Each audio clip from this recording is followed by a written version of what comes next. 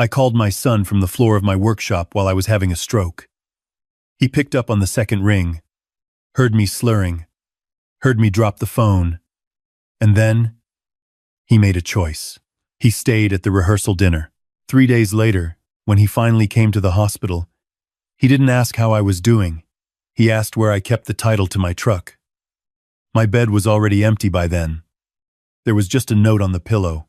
When he read it, every piece of the future he had been counting on began to disappear. My name is Robert Calloway. I am 64 years old, and for 37 years I built things. Houses. Mostly. Modest ones. Honest ones. The kind where a young family can actually raise children without lying awake at night, worrying about the mortgage. I started with a truck, a used nail gun, and a business license I filed myself at the county clerk's office on a Tuesday morning in March. By the time I retired, Calloway Construction had put roofs over more than 2,000 families across 3 states. I didn't build skyscrapers or luxury towers. I built homes. There's a difference. One is about showing off. The other is about giving people somewhere to belong.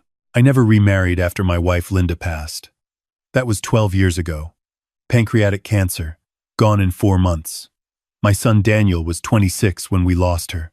He took it hard, or at least that's what I told myself every time I looked at his face and didn't recognize the boy I had raised. He met his fiancée, a woman named Courtney, about 2 years after Linda's funeral. She was polished and pleasant in the way that expensive things sometimes are beautiful to look at but cold to the touch. I wanted to like her. I tried very hard to like her. But every time I was in a room with Courtney, I had the feeling I got on job sites sometimes. The feeling right before a foundation crack becomes visible. The ground settling underneath you, everything looking fine on the surface, but something shifting below. Still, she made Daniel happy. Or she made him think he was happy, which I suppose is close enough when you're not paying close enough attention. I wrote the check for their engagement party. I wrote the check for the venue deposit on their wedding. I put down the money for the rehearsal dinner at a restaurant downtown called Harlow's, the kind of place with cloth napkins and a sommelier who treats you like you've insulted his grandmother if you ask for ice in your water. I paid for all of it because Daniel was my son, and I loved him. That's the only reason I ever needed. 11. I wasn't at the rehearsal dinner that night because my knee had been giving me trouble, and I told Daniel I'd rest up and come fresh for the wedding itself. He said that was fine. He said not to worry. He said he'd call me in the morning. I was in my workshop behind the house, sanding down a rocking chair I had been building for Courtney as a wedding gift. I wanted to give her something made with my hands. I thought it might mean something to her. 7. I see now that was naive of me. I don't remember falling. I remember the sandpaper in my right hand, and then I remember the concrete floor against my cheek, and the smell of sawdust, and the fact that I couldn't make my left arm do what I was telling it to do. My speech was gone. When I tried to call out, what came out of my mouth was nothing a person would recognize as language. I had read enough about strokes to know immediately what was happening. And what I knew about strokes was that every minute without treatment was brain tissue dying permanently. I dragged myself to my phone on the workbench with my right hand. My left side was dead weight. I dialed Daniel. He picked up on the second ring. I could hear the restaurant in the background, silverware, laughter, a woman's voice that I recognized as Courtney's, saying something sharp and bright. Daniel, I tried to say. What came out was a wet, broken sound, not a word. I heard him pull the phone closer. Dad? What's wrong? And I managed 3 letters that I forced through my jaw with everything I had. I said, stir. I said it again. Stir. He understood me. I know he understood me because I heard the pause that follows comprehension. The pause that is a person deciding. He told me to sit tight. He said he would send someone to check on me. Then I heard Courtney in the background, asking who it was, and I heard my son say, "It's my dad." And I heard Courtney say, "Is it serious?" And Daniel said something I have thought about every day since. He said, I don't think so. He'll be okay. And then he lowered his voice and said to me, Dad, we're in the middle of the toast. I'll have someone there in a few minutes. Just don't panic. He hung up. I lay on the floor of my workshop alone for 11 minutes before a neighbor named Walt, who had seen the workshop light on late and thought something looked wrong, came to the door and found me. Walt called 911 himself. He rode with me in the ambulance. He held my hand the whole way. Walt is 71 years old, and his wife has Parkinson's, and he hadn't slept more than 4 hours in 2 days. But he held my hand the whole way. Daniel was not in that ambulance.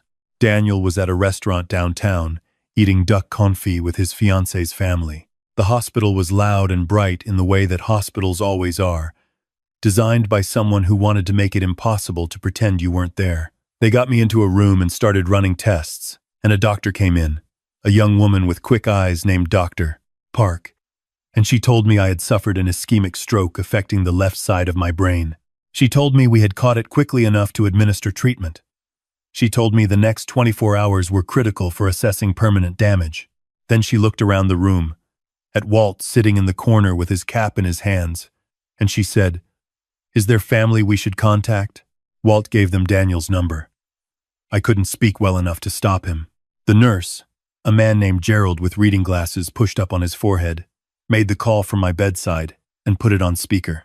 He always did that, he told me later, so that there would be a record of what was said, because in 12 years of emergency nursing, he had learned that what families say in those first moments tells you everything about what's coming. The phone rang 4 times. Then my son answered. Daniel, this is Gerald Watkins, a nurse at Street Anthony's Medical Center. I'm calling about your father, Robert Calloway. He's had a stroke, and he's in our care right now. We need you here for some decisions that may need to be made depending on how the next few hours develop. Can you come to the hospital? There was a pause. I heard the restaurant sounds. I heard Courtney's voice somewhere in the background. A word I couldn't make out. Then Daniel said, How serious is it? Exactly. Gerald told him the truth. He said strokes were always serious. That we were monitoring carefully. That my condition was currently stable.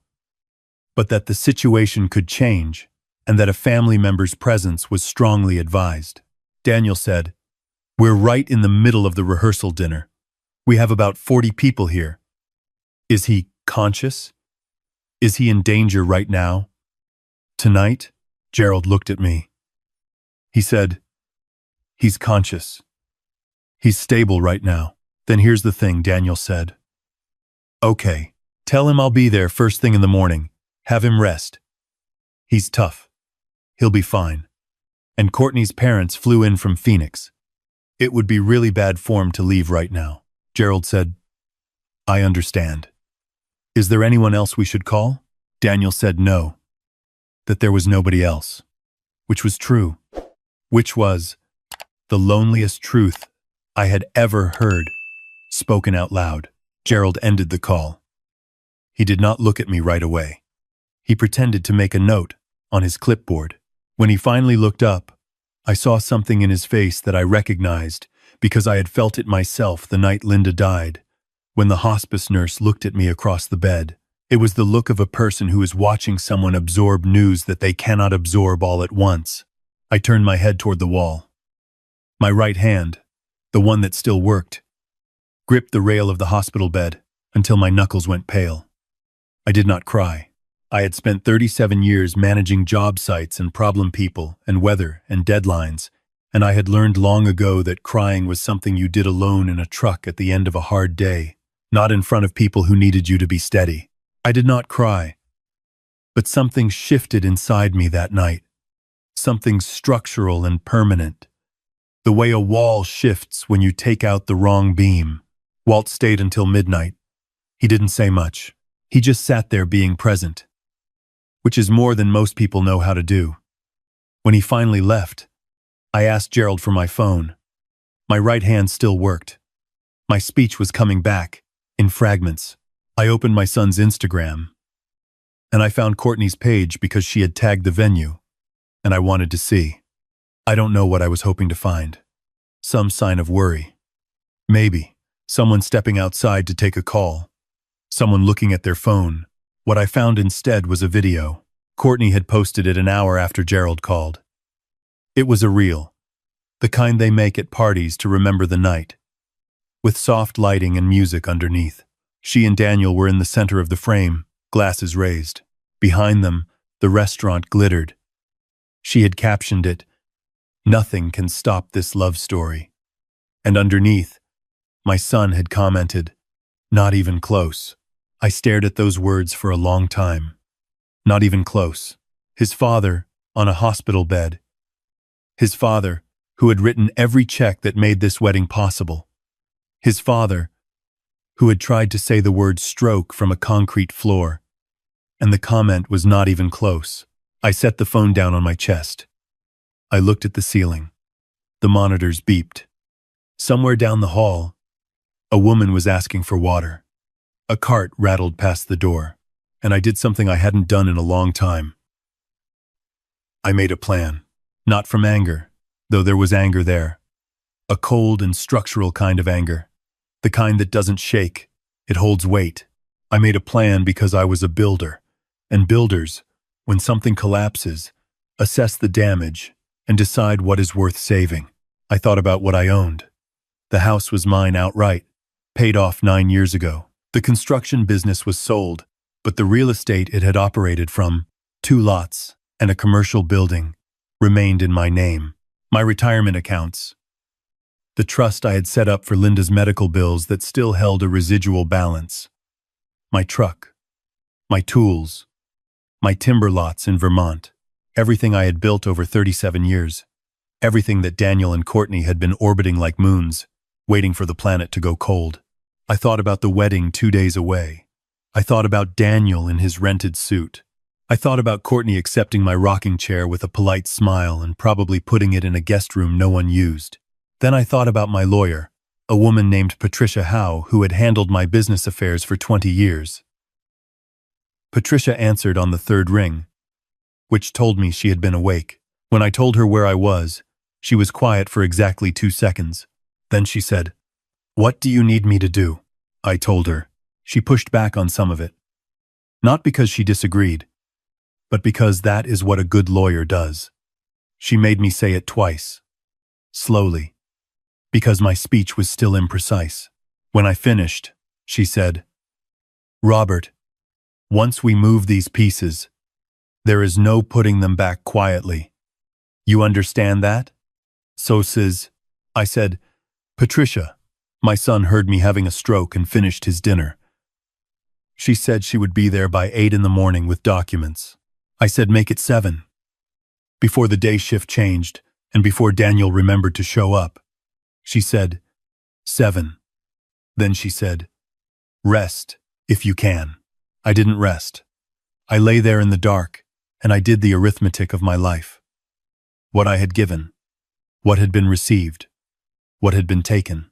Around 4 in the morning, I asked the night nurse for a notepad, and I wrote 3 sentences with my right hand. The handwriting was uneven because my hand was tired, but the words were clear. I folded the paper and put it in the bedside drawer with my watch. Patricia arrived at 6:58. She was 61 and wore her gray hair short and carried a bag that could have held a small child. She sat beside my bed and laid documents on the rolling table one by one like she was dealing cards. She explained each one. I signed with my right hand. Some signatures were worse than others. None of them were uncertain. I signed with my right hand. I signed with my right hand. By 7:45, the following had been arranged. The house and both commercial lots had been transferred into a single-member trust with Patricia as successor trustee. My retirement accounts had been re-beneficiaried to the Heart and Stroke Foundation of America, which Linda had supported in her last months. The Vermont timber lots were transferred to a conservation land trust. My truck was signed over to Walt, effective immediately, with a note that just said, "For the ambulance ride." The rocking chair I had built for Courtney was to be delivered to a women's shelter on the east side of the city. I kept my personal checking account, which held enough for what I needed. I kept my tools, because a man should always keep his tools. At 8:30, Patricia helped me into a wheelchair. Gerald was at the nurse's station, and he watched us go without saying anything. But he gave me a nod as we passed, the kind that means something. We went out through the side entrance, where Patricia's car was waiting. She drove me to a furnished apartment she had arranged the night before, through a property management company that owed her a favor. It was on the 3rd floor of a quiet building 20 minutes from the hospital. There were 2 windows that faced east and got morning light. There was a small balcony. There was quiet. I left the note on the pillow of my hospital bed. It took Daniel until 11:15 to arrive. I know this because Patricia had asked a retired colleague who was visiting a patient on my floor to observe and report. Daniel came in through the main entrance, wearing yesterday's clothes. His tie loosened. Courtney was with him, dressed sharply, which told me she had taken time at home first. They went to the nurse's station. They asked for me, by name. The day nurse, a woman named June, who Gerald had briefed before leaving his shift, told them I had been discharged. Daniel said that wasn't possible. He said I wasn't well enough to be discharged. June said that I had left with my attorney early that morning, that I was in the care of my medical team via outpatient arrangement, and that I had left something in the room for him. She handed Daniel the note in a sealed envelope with his name on it in my handwriting. He opened it in the hallway. Courtney read over his shoulder. There were 3 sentences. The first sentence said that I hoped the rehearsal dinner had been everything they wanted it to be. The second sentence told him that everything I owned had been placed in trust or transferred, effective this morning, and that Patricia Howe could answer any questions he had about the legal specifics. The third sentence said, I love you, Daniel. I always will, but I am done being available. Courtney grabbed the note from his hands and read it again, faster. Then she said, he can't do that. He can't just move everything. Her voice had lost its polish. Daniel, she said. He needs to be declared incompetent. He had a stroke. His judgment is compromised. We need to call a lawyer right now. June heard this. Gerald had told her to listen carefully. I found all of this out later. But I want to tell it in the order it happened, because that's how things actually land. When I was back in his world, lying in a hospital, he was choosing dinner. When he was finally in my world, reading my note in a hallway, I was already somewhere quiet, drinking coffee by an east-facing window, watching the light come across the city. They moved fast. I'll give them that. Courtney had a lawyer on the phone within 2 hours. Not a good lawyer. The kind you find when you need someone to do something distasteful quickly. A man named Fitch, who advertised on late-night television, and whose business model depended on desperate people with money problems. They told Fitch that I had suffered a stroke that affected my cognition, that I had made large, impulsive financial decisions in the immediate aftermath of a medical emergency, and that this was textbook evidence of compromised mental capacity. They wanted an emergency petition for conservatorship filed within 48 hours. Fitch said he could do it. What Fitch did not know, and what Daniel and Courtney did not know, was that Patricia had engaged a forensic accountant 8 months earlier, when I had first noticed irregularities in my business account. I had not said anything to Daniel. I had wanted to be wrong. I had wanted very badly to be wrong. I was not wrong. Over a period of 18 months, someone had been making withdrawals from a joint account I had established years ago as a household account, one that Courtney had been added to during the engagement at Daniel's request. The withdrawals were small at first. $300, $500, spaced apart enough not to trigger my attention. Then they became larger. Then they became regular. The total, by the time the forensic accountant finished his report, was $214,000.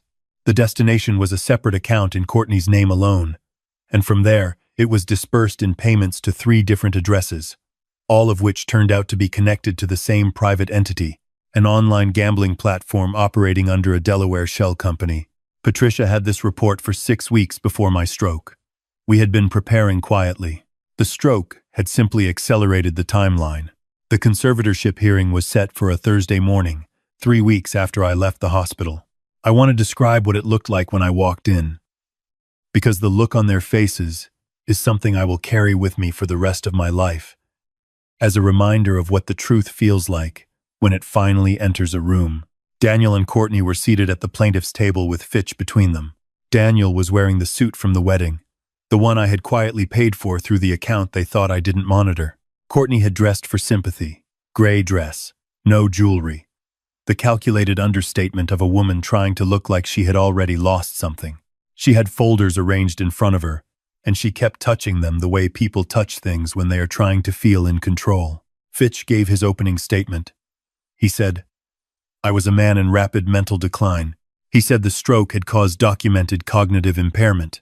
He cited a psychiatric evaluation prepared by a doctor he worked with regularly, a document that described me as disoriented, easily confused, and incapable of managing complex financial affairs.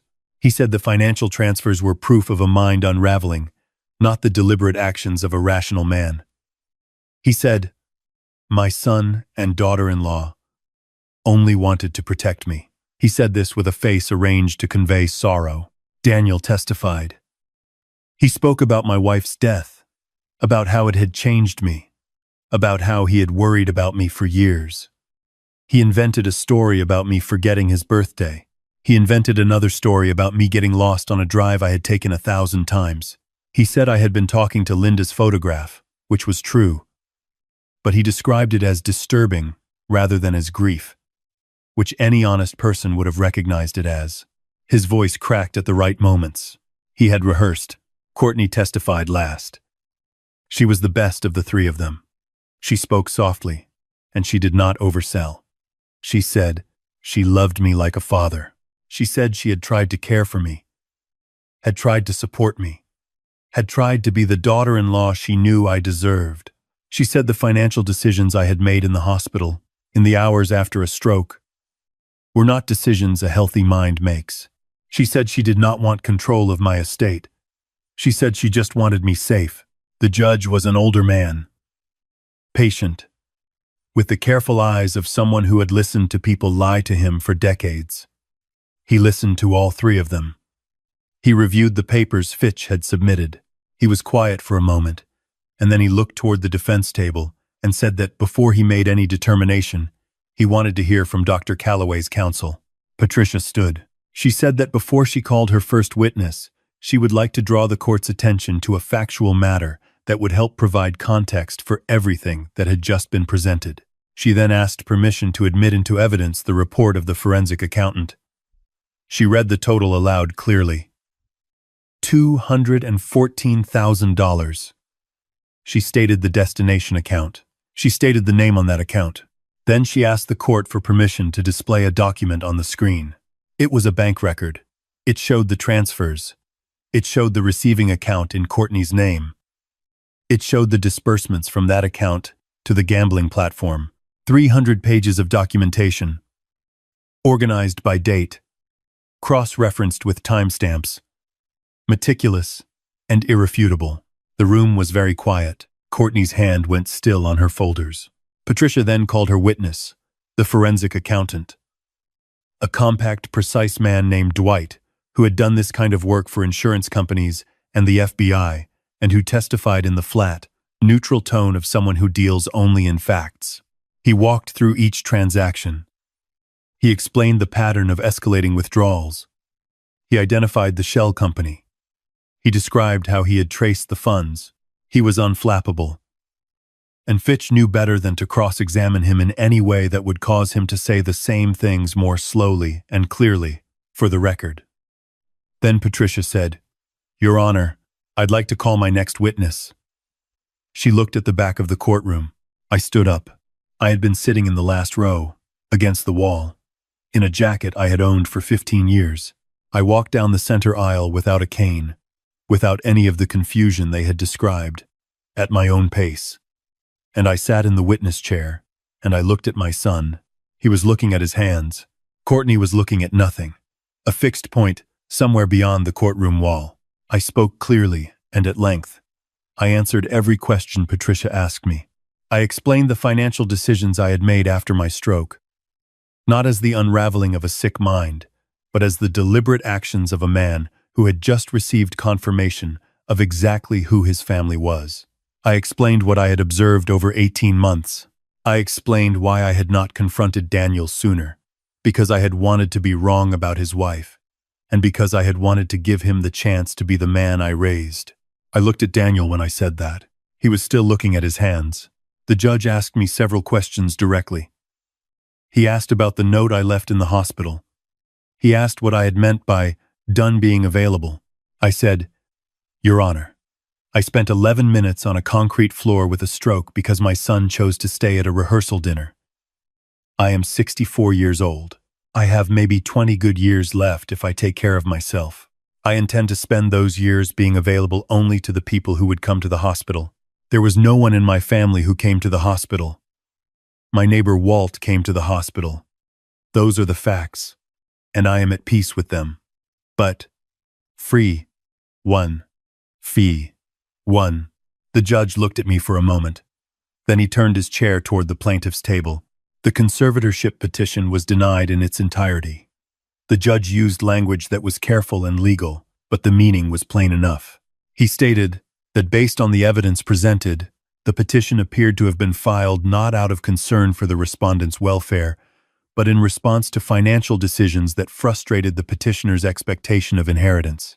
He stated that this was not the purpose of conservatorship law. He stated that the court took seriously its role in protecting vulnerable adults, and that in this case, the adult who appeared to require protection was the respondent, not from his own decisions, but from the petitioner's. Then he stated that based on the financial evidence presented, he was referring the matter to the county district attorney for review of potential charges related to financial elder abuse, which is a felony under state law. Courtney's composure finally broke. Not dramatically, not in the way it happens in films. She just became very still. The way things become still, right before they fall. Fitch leaned over and said something in her ear, and she shook her head, a small, mechanical motion. Daniel looked up from his hands. He looked at me across the room. He opened his mouth and then closed it. There was nothing there. No speech prepared for this. No dinner toast to hide behind. Just a man sitting in the consequences of a choice he had made on a Thursday night when his father tried to say the word stroke from a concrete floor. I walked out of the courtroom first. Patricia caught up with me in the hallway and put her hand briefly on my arm. That was enough. The criminal investigation took 8 months. Courtney was charged and eventually pled guilty to 2 counts of financial elder abuse. She was sentenced to 18 months of supervised probation and ordered to make restitution. Daniel and Courtney divorced 6 weeks after the hearing. I don't know whose decision that was. I don't ask. Daniel called me 4 times over the following year. I let the first 3 calls go to voicemail. The messages were not apologies, exactly. They were explanations, which are a different thing. The 4th call I answered. I listened. I said, "I know you're hurting, Daniel." I said, "I love you, and I'm not done loving you. But loving you and being available to you are 2 different things now, and you made them different." He was quiet for a long time. Then he said, "I know, Dad." Then we said goodbye. I sold the house in the spring. I kept the tools. I live in a cabin now in the hill country of Western Virginia, on 7 acres I bought with cash. There is a wood shop in the outbuilding. There is a creek that runs along the eastern property line. There is a dog named Harry, who showed up at the end of my driveway in November and apparently decided to retire here as well. I build things. Furniture, mostly. The kind that takes a long time and rewards patience. A dining table with hand-cut dovetails. A bookcase in cherry wood that took 3 months. Last spring I built a small bench for the creek, just wide enough for 2 people. Though usually it's just Harry and me. Walt drives out to visit sometimes. His wife's condition has stabilized. He sits on the porch and we drink coffee and he doesn't say much, which is what I appreciate most about Walt. He is a man who understands that presence is its own language. I get up early. I walk the property in the mornings while the dew is still on the grass. I watch the light come across the ridge. I take my medication on time. Not because someone reminds me, but because I have places to be and things I want to finish. My left side is almost fully recovered. My speech is clean. There is a photograph on the windowsill, above my workbench. It is Linda at 43, standing in the yard of the first house I built, squinting into the sun, laughing at something I said that I can't remember. I look at that photograph often. I look at that photograph. I talk to it sometimes, the way Daniel described, the way he meant as evidence of decline. I disagree with his interpretation. I think talking to the people you've loved and lost is one of the sanest things a person can do. It keeps you oriented toward what was real. I have been asked if I regret it. The transfers, the note, the walk out of the hospital in the early morning before my son remembered to show up. People expect me to say yes, because fathers are supposed to sacrifice without limit, supposed to absorb whatever their children do to them and call it love. I understand where that expectation comes from. I shared it for a long time. What I know now, standing in a wood shop in Western Virginia with sawdust on my boots and a dog asleep on the floor, is that love without self-respect is not love. It is a lease with bad terms. I loved my son completely, and I paid for that love with decades of deference and silence and checked boxes. And when the ground shifted, he chose the dinner. You can love a person fully and still recognize that you cannot give them what they are asking for. You can hold that contradiction without it destroying you. Harry lifts his head when I put the chisel down. He looks at me with the patient, uncomplicated regard of an animal who has decided you are worth staying near. I tell him it's just me. He puts his head back on his paws. Outside, the light is dropping behind the ridge, the way it does in October. Early and gold. I have another hour of work in me. Maybe more. The table I'm building is for a young couple 2 miles down the road. They have a new baby and a small house, and they asked me if I built tables, and I said that I did, and that I would make them one. They asked what I charged, and I said, bring me a meal sometime, whatever you're making, and we'll call it even. The wife looked at me like I was joking. I was not joking. There are ways to measure a life. I know this. I spent 64 years measuring mine in square footage and account balances, and what my son might think of me if I pushed back too hard. I don't measure it that way anymore. I measure it now in things that are solid and true. In the dovetail joint that fits without glue. In Walt, coming up the drive on a Saturday. In the note Linda wrote me once on a napkin, which I still have, which says simply, "You're enough, Robert. You always were." In Harry asleep on the floor. In the creek running just east of here. Indifferent and faithful. The same today as it was before I arrived, and the same as it will be after I am gone. I pick up the chisel again. The wood is honest. It shows you where the grain runs. It tells you where it will hold and where it will split. You just have to listen and not mistake what you want to hear for what it's actually saying. That, in the end, is everything. That is all I know. And it turns out, it's enough.